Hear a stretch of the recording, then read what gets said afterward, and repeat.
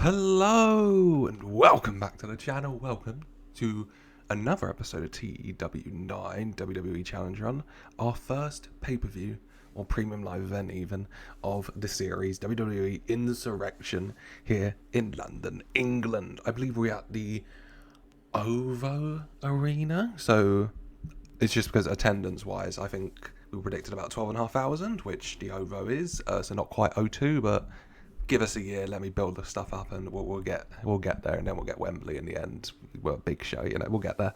But yeah, Insurrection, we built a lovely card, which I'll assume you know about if you're here, but we'll go through it as we go. Over how we got here, see how it goes, and hopefully we're gonna have a good night, get some good ratings, and I'm excited. I'm excited to see how things play out. So without further ado, let's see how things play out with this first premium live event of the series, WWE Insurrection, the SmackDown exclusive show.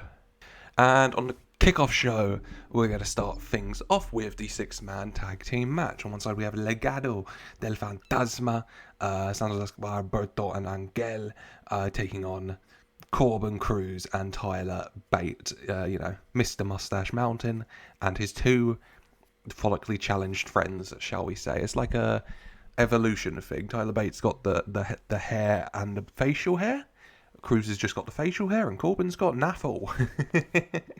It's like an Pokemon evolution chart. And yeah, just some 6-man tag fun. Corbin, Cruz, Bate, they got the strength. They'll have a fun little strength spot where they can all lift him up, because Tyler Bate's also he's a big, strong boy, isn't he? And yeah, the big thing here is just kind of that Corbin and Cruz, Legado don't have the numbers advantage anymore. It's just down to in-ring, and in-ring, Legado are still very good, but in the end, the trio of Corbin, Cruz, and Bate do come out on top. For a 61, which is pretty good here, I'll take that. Tyler Bate pinning Santos Escobar in the end. Crowd heat at the end is expectant and simmering, which for a kickoff show match, you kind of want. 53 for the wrestling, 30 for the crowd. 61 for the segment overall, happy with that. How'd everyone do? 59 Santos, 51 Angel, 48 Berto, 56 Tyler. Let's see how Tyler's doing. Pete's got his thing over on Raw. We'll see how Tyler gets on SmackDown. I wanted to give him a chance to shine in his own right. I'm a fan. 51 Cruz, 54 Corbin. I'm happy with that. As Corbin and Cruz do get one over on Legado in the end, thanks to Tyler Bate here. And yeah, we get into the show.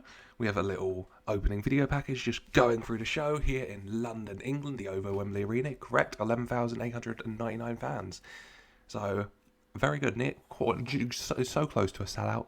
And we highlight some of the big stuff going on. We got the Tribal Summit between Roman Reigns and Solo Sikoa. Nia Jax and Jade Cargill going head-to-head for the WWE Women's title. AJ Styles and LA Knight are going to kick things off here for the United States title. And, of course, the main event, Cody Rhodes defends his WWE Championship against John Cena. So nothing but bangers, fingers crossed. 72 for that little opening video package. Crowd getting excited, crowd getting hyped. And we're going to jump into things, like I said, with that United States Championship match. It's LA Knight looking to make his first defense of the US title here against the phenomenal one, AJ Styles. They've had their problems in the past. They fought at WrestleMania, just gone, where LA Knight came out on top. Then about a month later, they fought in a number one contenders match for the WWE title, and AJ Styles come out on top. So they kind of 1-1 in that regard. But there's gold on the line this stage, and LA Knight fought and clawed to win that US title. So I don't think he's quite ready to give it up just yet. But AJ Styles is AJ Styles, so he's going to give it his all to take that gold. Do their entrances, get in the ring. It's just a fair contest. There's no cheating or anything underhanded tactics. It's just two men who are very, very good going at it in that ring. And AJ and LA are both pulling out everything they've got, pulling out all the stops. Near fall, both coming close. In the end, though, AJ Styles setting up for the phenomenal forearm, jumps up, goes at LA Knight. LA Knight manages to just about dodge out the way, and as AJ Styles is coming down, LA Knight kind of grabs his arms, he's coming down, to bring him down and get control of him to quickly, when AJ lands on his feet, straight in there, grab him from behind, blunt force trauma for the 1, 2, 3. Your winner, and still the United States champion, LA Knight. Yeah, making his first defense. Having a look at that pretty graphic. Getting our money, we will get our money's worth out of these. LA Knight makes his first defense of the United States Championship. And with the Fighting Champions Advantage, if it's the first you're hearing about it, the Fighting Champions Advantage introduced by Adam Pearce and Nick Aldis, meaning for the Midcard titles, so the US and Intercontinental, if they defend their titles 10 times to encourage them defending their titles after the Logan Paul fiasco, if they defend their titles 10 times, then they can vacate the title for a shot at the world title of their brand. So LA Knight makes defense number 1, and one step closer to Cody Rhodes. But a good match, 73 here, so happy with that, no complaints from me. Both men doing really well here. 65 for the wrestling, 61 for the crowd. Crowd is white hot. 63 LA, 67 AJ. Both doing really well. Yeah, this is what you want. The 6-man tag got the crowd going. Video package got them hyped. A little banger opener to get the crowd hot for things to come, as LA Knight does come out on top and does keep hold of his United States Championship. And maybe a little bit of respect at the end. You know, AJ and LA, they've been through a lot. They've battled a lot. Maybe a little handshake at the end. Just showing that respect from the veteran AJ Styles as LA Knight keeps hold of that US title.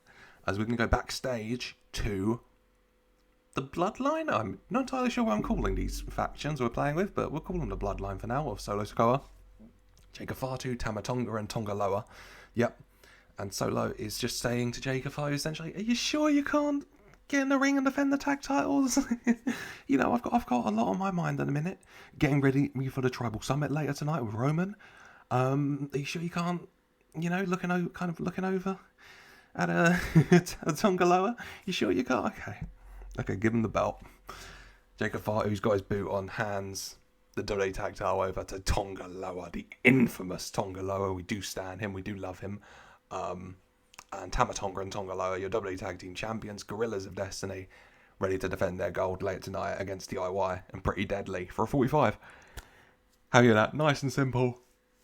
Yeah, a few more appearances for these guys tonight, of course, the WWE Tag Title match, like I just mentioned, and then the Tribal Summit later on this evening as well. So stacked out, but we're just going to, shout out Tonga Loa. Good for you, mate. We're going to go to the ring for the women's tag team match. On one side, we got Blair Davenport and Candice LeRae. On the other side, we've got Indi Hartwell and Mia Yim. Kind of two separate feuds that have been going on. Blair Davenport and Mia Yim, and Candice LeRae and Indi Hartwell. Bringing them both together here. The women wanted to sell these feuds. Also, they want to build their momentum heading into next month, where we're going to be crowning the inaugural WWE Women's United States Champion. So a lot of play here. We just let the women go at it, you know, mainly kind of fighting in their feuds. So Mia and Blair going at it, Candice and Indi going at it, but also Indi and Blair, and Mia and Candice, maybe to a lesser extent. It's mainly the two feuds going on, but then also I'd say probably Mia and Candice more so than Blair and Indi, because Mia and Candice have their history as well, but still, it's good. In the end, though, only one team can come out on top, and maybe it's the cheering fans, maybe it's the anger in their souls, especially Indi's looking for revenge, but it is Mia Yim and Indi Hartwell who come out on top here, as Mia Yim submits Candice LeRae with a guillotine choke after a bit mad miscommunication as well from Blair Davenport. Blair Davenport going, not the legal woman, going to hit Mia, but Mia kind of turning it around, accidentally hitting Candice instead. And then Indi runs across the ring, takes out Blair and herself, and Mia locks in the guillotine choke. Candice stabs for the win. 41. Happy with that, you know. Crowd were turned off by having a match outside the pre-show between workers they don't have investment in. It's just one of those things in the early days, especially when I'm building people up. Their pops will go up, the crowd will stop being dickheads. It's fine. Mia and Indi had great chemistry when teaming, which is something to remember, I guess. 45 for the wrestling, 28 for the crowd. How'd everyone do? 47s for Candice and Blair, 48 for Mia, 35 Indi. So yeah, it's kind of Indi in ring, kind of bringing it down a little bit, but we'll build her up. We do love Indi. And Candice, Blair, and Mia are all kind of on the same level, in ring wise at the very least. So once again, it's just mainly Pop that's doing the crowd in, which is doing me in, but it's whatever. It's fine. I'm happy with that. Mia and Indi pick up the win. Indi getting her revenge for Candice turning on her. Mia getting one over on Blair Davenport again, which Blair's not too happy with. And both of them picking up a bit of momentum with the women's US title in play now. You know, both probably got their eyes on that. All four of them probably do, but Candice and Blair don't get the momentum for the minute. As we are just going to keep things going in ring, we go to a little, I don't know, Snickers commercial or whatever. And then it's hopefully a banger. Andrade taking on Carmelo Hayes. These guys have been going at it. Andrade's 2-0, I think, against Carmelo. And Carmelo wants to get his lick back. They've both been picking up some momentum, showing what they can do. I've told them to steal the show, so hopefully they will. And yeah, they're just going to go out there and tear the house down. Both just going all out, you know, nothing but gas in that ring. Wanting to prove themselves, wanting to prove they're better, wanting to prove they should be on top. You know, a lot of titles in play now, not just the WWE title with Cody Rhodes, but also the US title with LA Knight, with the Fighting Champions Advantage clause, proving a viable path to the WWE Championship as well for both of these guys. So yeah, just going to go out there, burn the house down even. Show what they can do, hopefully a really good match, because they've been putting on good matches with other people, so hopefully together. In the end though, they battle it out. Both men coming close. Andrade going for that double underhook DDT of his. And Carmelo Hayes rolls him up for the 1, 2, 3. Carmelo Hayes does finally get one over on Andrade here with that roll up though. So maybe Andrade, you know, giving him something to kind of hold on to at least. You know, he had to roll up a cheap victory, not a clean 1, 2, 3, so to speak, even though it was a 1, 2, 3, but still. I told them to steal the show. I think they've done that. 76 is really good. 65 for the wrestling, 48 for the crowd, especially after. I'm fine with the women's tag match rating wise and whatever, but especially after that, bringing the crowd down a bit. This is what you need to get them going. They're very hot. 62 Andrade, 68 Melo. They have great chemistry, and it really showed in that performance. Crowd's buzzing. No issues from me. Carmelo Hayes does get the win. Pick up that momentum. Two guys. This show's just going to be me saying I'm a fan of people, but I'm a fan of both guys, especially Carmelo Hayes. He's just got it all, and I'm excited to see where he goes. IRL and throughout this save, respectively. So, you know, happy for now. Good match. Can't ask for much more, honestly. You just can't. As we're going to go backstage, actually, to, first of all, we have Candice LeRae and Blair Davenport kind of having a bit of an argument, you know. Blair having to go at Candice for being pinned, Candice having to go at Blair for attacking her during the match, which led to her getting, well, submitted, even not pinned, but still, you know, Blair calling her weak, Candice calling her an idiot, and just making it very clear we're not friends, you know, we're not allies, especially with that women's US title in play as well now. If you get in my way, I have no issues with dealing with you, you know. So friendly stuff going on in the women's division, and then Indi and Mia a bit more friendly, but still, both women do have their eyes on that women's US title. Unless they might be celebrating, they might have won tonight, they might have great chemistry as a tag team, but their eyes are still firmly on that gold as well for 45.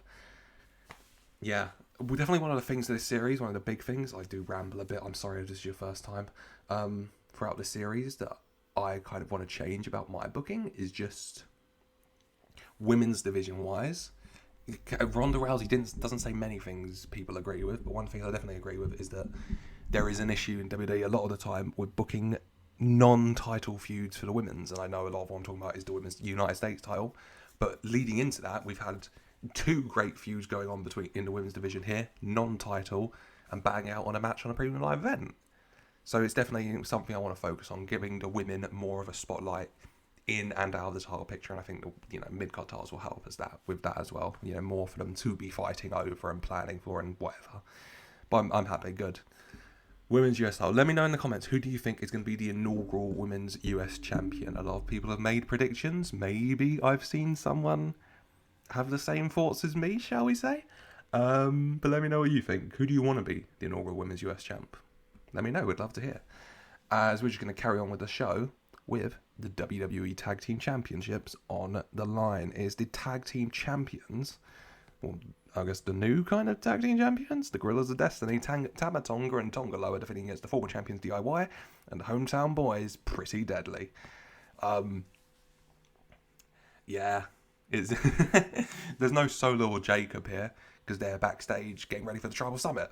So it's just Tama Tonga and Tonga Loa on their lonesome, shall we say. DIY, Pretty Deadly. And yeah, I mean, all three teams going at it, Pretty Deadly, have the crowd a little bit in their hometown, but DIY's, they have the crowd a bit, and the Gorillas of Destiny, I don't mind fighting heel. Everyone's going at it. You know, we get near falls, we get close. Tama Tonga in the ring. He's got Johnny Gargano by the scruff of his neck. WWE Tag Team match structure, by the way, we're going to go with here is that it's essentially a triple threat match, is what I'm going to choose to do. I know a lot of time in multi-tag matches like this, they'll do just 2 legal men, but I'm going to do we're going to go with just a triple threat, and then you tag your own partner, essentially. So, yeah, legal men is Tama Tonga, Johnny Gargano, and Elton Prince, who's on the outside at the minute. Johnny Gargano and Tama Tonga going at it. Referee gets bumps a bit, but Tama Tonga starts to take advantage. You know, Tonga Loa interfering, a little cheeky double team going on. Tama Tonga's got Johnny Gargano up, ready to hit a Samoan drop. When slides in out of nowhere, a hooded figure, super kick for Tama Tonga. Tonga Loa caught off guard, goes to hit the hooded figure, ducks down, super kick, takes off his hood. Jimmy Uso is back. The double super kick to the Sagoans. Tonga Loa falls out the ring. Jimmy Uso, smile on his face, slides out, jumps through the crowd, hightails it out of there. As Johnny Gargano to his feet, you know, tags in Tommaso Ciampa. They set up, meet in the middle to Tama Tonga.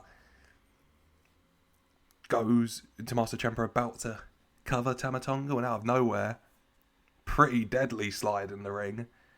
Kit Wilson, you know, runs at Johnny Gargano, clothesline, both of them fly out the ring. Elton Prince grabs a hold of Tommaso Ciampa and quickly just yoinks him out of the ring as well. Didn't see it going, caught him off guard, quickly, you know, hits the ref to wake him up, covers Tama Tonga. Referee, 1, 2, 3. Your winners and our pretty fabulous new WWE Tag Team Champions in front of their home, you know, their home nation, Pretty Deadly.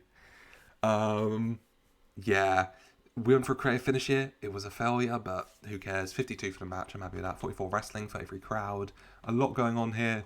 Jimmy Uso makes his big return and costs the Gorillas of Destiny their WWE Tag Team titles. 58 Johnny, 50 for Tama, 41s for Elton and Tommaso, 39 Kit, 33 for Tonga Loa.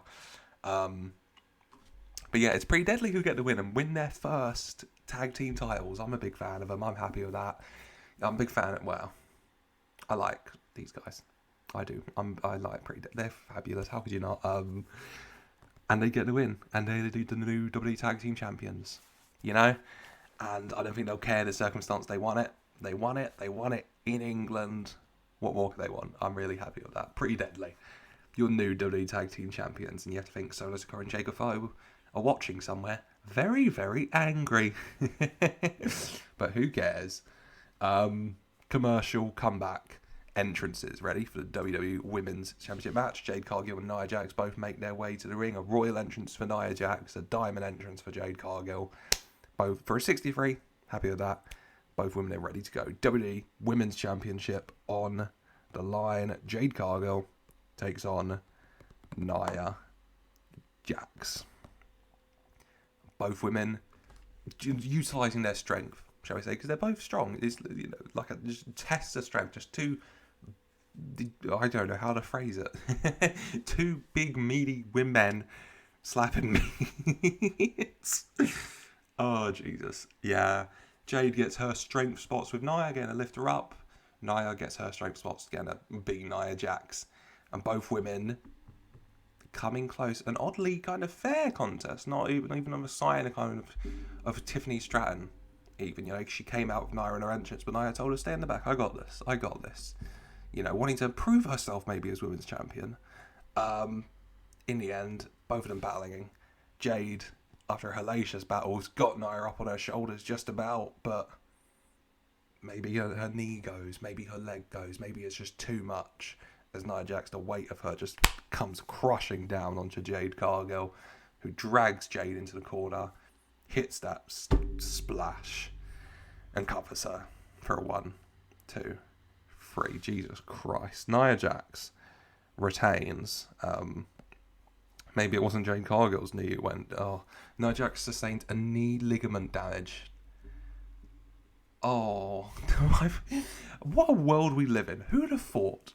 Who'd have thought, one, I'd be happily kind of booking Nia Jax Women's Champion. She retains, by the way, for a 40. She did get injured, though. 38 Nia, 46 Jade. Jade was off her game. 51 for the crowd, 42 for the wrestling. Who'd have thought I'd be genuinely feeling a bit sad for Nia picking up an injury? Hopefully it's not too bad. Knee ligament does sound kind of bad, though. Hopefully she's okay. Oh. I'm not saying much because the storyline brain in my my booking brain's kind of going a mile a minute right now. We'll see how her injury is, and we'll go with the flow. We'll go with it. Nia Jax though retains the WWE Women's Championship. Is the headline, and the injury's also there, but that's the headline. She does get a defense for a belt at the very least. I know, William. I know. We get her out of there, commentators talking, promo package for that. I mean, she's got plenty of time to get out because it's a very long promo package going over the history of the bloodline and stuff before the tribal summit. A very angry Solo out first. Jacob fight with the boot. Tama Tonga and Tonga Loa are a bit beaten up after their match and defeat. And then the music of Roman Reigns hits. He's got a smug smile on his face. Hair's looking perfect. Walks out onto the ramp, laughing a bit, turns to his side. Jimmy Uso walks out with him, smile on his face as well. And then Roman looks to his left, and out walks Paul Heyman. The gang here, Roman, Jimmy and Paul make their way down to the ring. Solo getting angrier with every person who enters with Roman and arrives. And yeah, all get in the ring. Solo not happy, first of all. Saying that he knew Roman had something to do with this. Wants to parade around here calling him the tribal chief. Would a tribal chief, would a good tribal chief, would a just tribal chief be involved in taking away championship gold from his family? Huh? And Roman making it very clear he is the tribal chief, the original tribal chief, the only tribal chief, the one tribal chief. But Tama Tonga Loa, they ain't his family, they ain't his bloodline. They ain't the ones he selected to stand with him. They ain't the ones like he the ones, like Jimmy the ones, like Paul the ones. Now Solo, I've been away. I've been letting you play dress up. I've been letting you do your best Roman Reigns impression, and it ain't close. It ain't close. Because you, Solo, you ain't me. You ain't ever gonna be me, and you can be angry, and you can whine, and you can moan, and you can be upset. You weren't the heir apparent when I was, and I still am the tribal chief. That I'd rather Jimmy or Jay take that title over you. But I think, in my time away, I think my point's been proven. I mean, what have you accomplished? You didn't beat Cody Rhodes. Your boys lost their tag titles after after about a month, just under, I believe. I mean, what have you really accomplished here? Other than pissing me off. Now, Solo, I need you to know something. I need you to know that this is personal. You wearing that around your neck when it should be around mine is personal. And I need you to know I'm going to take it back after I choke you out. I'm going to enjoy every second of it when that time comes. Okay? But most of all, Solo, I need you to know you could never be the tribal chief because you're not smart enough. Because you were parading around here like you own the place, like you own the tribal chief's place, which you don't. You will never be on the island of relevancy like I am on the island of relevancy. You were parading around here with your bloodline without knowing that everything you said, everything you did, everything you planned, all of it was getting fed right back to me.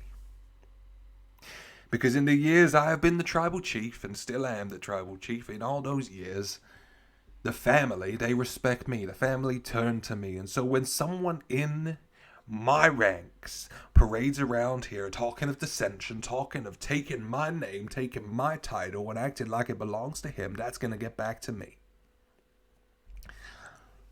And Solo, not happy, staring at Paul, calling him a snake, feeding that information over. He knows he should have put his thumb straight through Paul's neck the second he took over this family.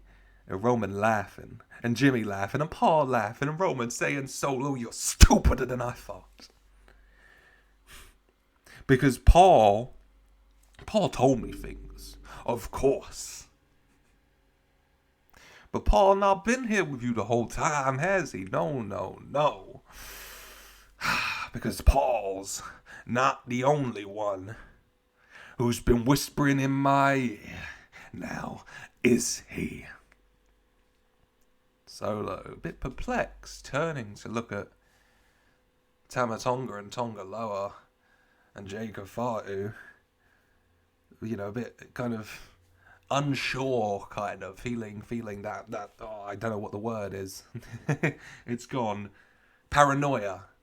Yeah, is it paranoia or the Usos? Well, it wasn't the Usos because they kicked them out of the family real quick. But out of nowhere, Jacob Fatu smashes his arm into the back of Tama Tonga, taking him down. Solo in shock. Tonga Loa in shock. Tonga Loa runs at Jacob Fatu to attack him, but Jacob Fatu just yoinks him up. Samoan drop. Jacob Fatu stands up, looks over at Solo Sikoa, slowly reaches down and undoes his boot, revealing his leg perfectly fine. Roman laughing, saying that, Solo, you don't think I looked after my family as the tribal chief? You don't think I looked after Jacob as the tribal chief? You can bring in Tonga. You can bring in Tama and Tonga over there. But Jacob, I looked after him. And so when you gave him the call, he gave me a call. And I told him to return your call. Get here. Tell me everything. I wait till the perfect moment, and now here we are. Solo Sikoa angrily grabs Jacob Fatu round the throat. Turns to look at Roman. Roman just jumps over. Superman punch to Solo Sikoa. Jimmy Uso quickly super kick to Solo. Jacob Fatu not letting Solo Sikoa fall down, holding him up. Roman nodding, runs, spears to Solo Sikoa. For a 52, a very long segment there, Jesus, with bloodline soap opera stuff that as best as I can manage. And that's how the segment's going to end. Tama Tonga and Tonga Loa down, Solo Sikoa down, Roman Reigns standing in the middle. Crowd cheering for Roman Reigns, what a world.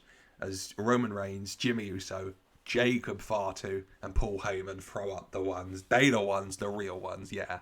Behind the curtain stuff, I guess. I wanted to, with the Bloodline story, it's such a long going story and there's so many members of this damn family. I wanted to do something different to what I imagine they're going to do IRL to an extent. And so, yeah, I've gone with Jacob Fatu in this role, where, you know, he's been playing kind of the mole for Roman Reigns, so to speak. And I realised this definitely even further puts Solo Sikoa at a different advantage now, because Roman's got Jimmy, he's got Jacob and Paul, and Solo's just got Tama Tonga and Tonga Loa, who are amazing, but still. So how is he going to get back from this? That's another chapter in the story. And so I'm really interested in another behind the curtains thing. Jimmy Uso being here. That came to me about 15 minutes ago. Genuinely, whilst I was booking the tag match. I just had that moment thinking about what we were going to do here as well, where I just thought, Jimmy Uso, let's do it. I wasn't entirely sure when I was bringing him back, but we'll do it here. So Roman's looking very, very strong right now, isn't he? For a 52. Really happy with that. Really good. You know, the segment being brought down is something talked about with the angle system. So I've seen Connell talk about a lot. Connell TEW. Check him out if you haven't already. It's great. Is with the angle system where people have to rate it on something. Even in non-speaking appearances, they're rated on something. So they bring it down. You know, Tama Tonga, Tonga Loa, bringing the segment down a bit. But I think it's getting patched to an extent. And even still, you know, if this is the price to pay to build people up, then I'll do it. I don't really, honestly, mind about ratings that much. It's mainly just an outlet for me to tell the story I want to tell, and I get a little dopamine hit from the ratings, sure. But then getting a 52 for this, when if it was on TW 2020 and I was just ranking kind of Roman and Solo and Jacob maybe, and Tama Tonga and Tonga Loa just kind of sets a standing there rating wise, then they would have got higher, but I don't mind. But yeah, a lot of behind the curtain stuff. And let's just get to in the ring stuff, because commercial, clear the ring, let's go back. The entrances for our main event. John Cena and Cody Rhodes make their way down the ring. John Cena first, crowd cheering him. London, England. Potentially his last time performing here in London, England. John Cena is hyped and John Cena is ready. The crowd is behind him. Makes his way down to the ring, followed by Cody Rhodes for a 91. Both of these men are ready for a blockbuster main event. It's Cody Rhodes versus John Cena for the WWE Championship. Ooh. Oh boy. Right. It's a fair contest, obviously. Both men going all out, both men leaving it all in the ring. John Cena especially. John Cena might have lost a step. He might not be at Cena wins Law in 2008. Obviously, age does it to all of us. But this crowd, being here in London, England, knowing that this might be his last opportunity to win the WWE Championship, it's giving him that extra little bit of strength, it feels like, as he's throwing it all on the line against Cody Rhodes. But Cody Rhodes is Cody Rhodes. So he's going to throw it all on the line as well. He's going to put it all up for grabs. He's going to do whatever it takes. And they battle and they fight, and Cody gets a crossroads for a 2. Cody holding John Cena, ready to hit another crossroads when John strengths up, lifts Cody right into a fireman carry. AA covers 1, 2, kick out at 2.9. Both guys leaving it in that ring because they don't want this. They need this. In the end, though, after a hellacious battle, the crowd cheering for both men, they both clawed to their feet one final time and batted it out. Cena throwing everything he's got at Cody, Cody giving it back tenfold, and in the end, it is Cody Rhodes who comes out victorious and keeps a hold of his WWE Championship. Will John Cena win 17? Perhaps. But not today. It is Cody Rhodes who's come out on top. For a 90. Incredible. Best match I'll say so far. I was hoping for a light blue. I got a light blue. I was thinking maybe mid to high 80s. A 90. Incredible. 81 for the wrestling. 80 for the crowd. Very hot crowd. 89 Cody for Jesus. 73 Cena. We did turning the page. We did a little creative finish. I guess kind of a reverse of what happened in the match earlier. John Cena just about got Cody Rhodes up on his shoulders for the AA.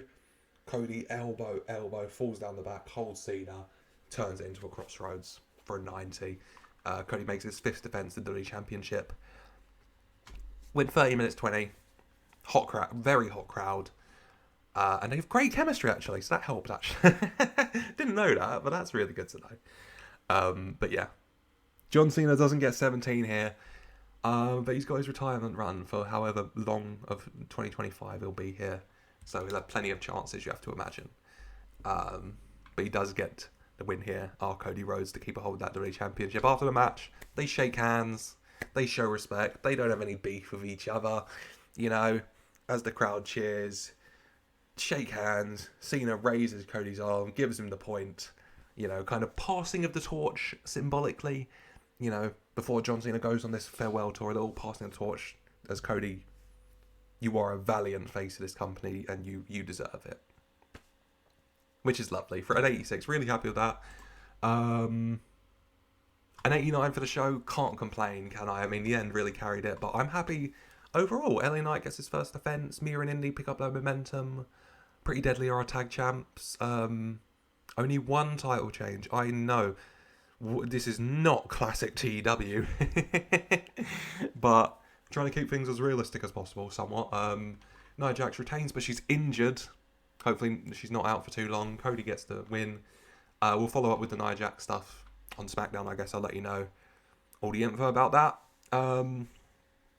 And the Tribal Summit with everything going on there. So yeah, can't complain. If I finished the show, let's address the locker room. Who do I want to shout out? Cody did amazing. Carmelo did amazing. Nia, I'd love to shout out you, especially with the injury. And who else do I want to shout out? I'm having a think. Maya, you did great. Great performance.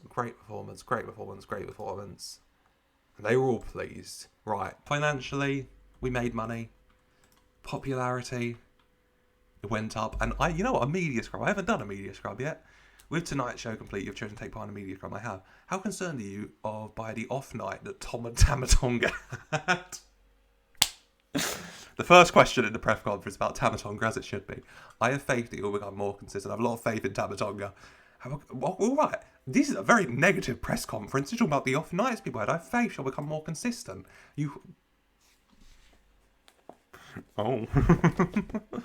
I'm going to black the screen there. You're not going to see that. I was just about to say that. Oh, the negative of press conferences. Oh, no. This is about nothing. You don't need to be concerned about this at all. Oh, boy.